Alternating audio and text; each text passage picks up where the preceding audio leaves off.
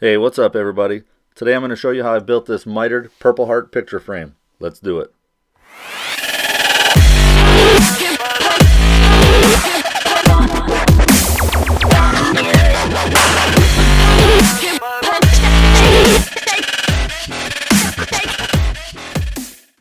I start out here with an oversized piece of Purple Heart, and I'm going to make a couple markings on it.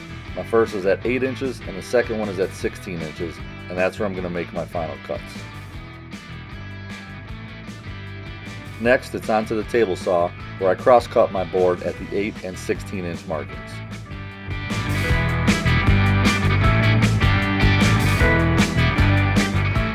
Next, I'll rip a side off of each board to give myself a clean surface to work with. Next, it's onto the router table, where I've installed a 1/2 inch round over bit. You'll see that I round over both sides of each board, which will end up giving me 2 cutoffs per piece. Next, I measure out 1 1/4 inches across. I'll make a mark on top as well as on the front, which will help me set up my blade better. This will be the width of the final pieces.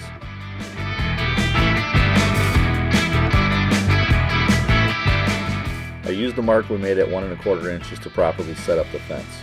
From here, I'll rip 2 pieces, one from each board, which will leave us 2 smaller boards to work with. I do apologize for the waviness of the camera shot. I had my camera set up a little bit different this time, and unfortunately I had to learn the hard way.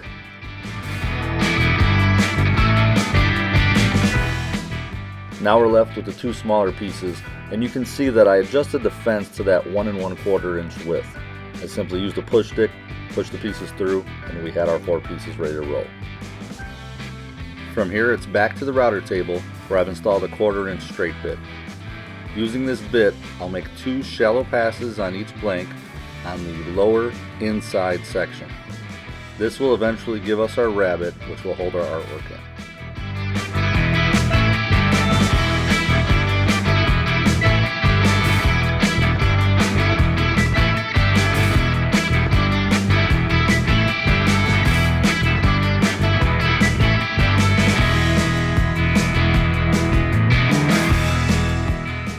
Once we're done at the router table, it's time to miter our pieces to final length. You can see I'm using my Steve Ramsey inspired miter sled, which I absolutely love. I'll include a link down in the description to Steve's original video. You start out by just trimming one side and then moving over to the other side of the sled and make our final cuts. From here, we'll be able to glue everything up. Here's all of our pieces cut and ready for glue.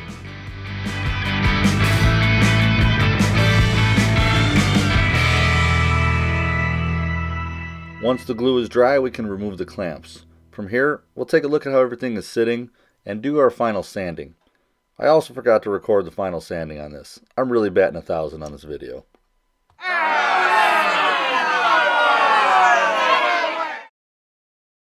Alright, back to the part that I didn't screw up. From here you'll see me applying our final finish. For this I grabbed a Rust-Oleum lacquer in a can. I wanted a pretty thick finish, and I wanted to be able to put a few coats on relatively quickly and get everything ready to roll. So you can kind of see this process. Protects it well, gives it a really nice finish, and I'm really happy with how everything turned out.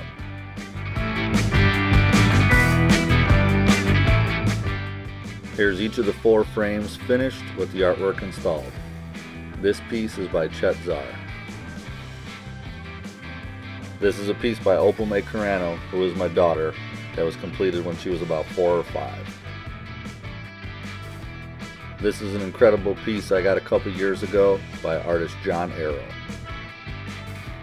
And last but not least, this is a piece by Jason Keith Phillips, aka Mayonnaise and Bread. Hey, I just wanted to say a quick thank you to everyone for sticking this one out. I know I had a few issues with things I forgot to record, and that it certainly was not my best video that I've put out. I promise to be much better on the next one I put out. If you've got any questions or comments, please leave them down below. If you haven't subscribed already, please do so. And if you got a minute, check out my website, kencarano.com. Appreciate all of you. See you guys next time.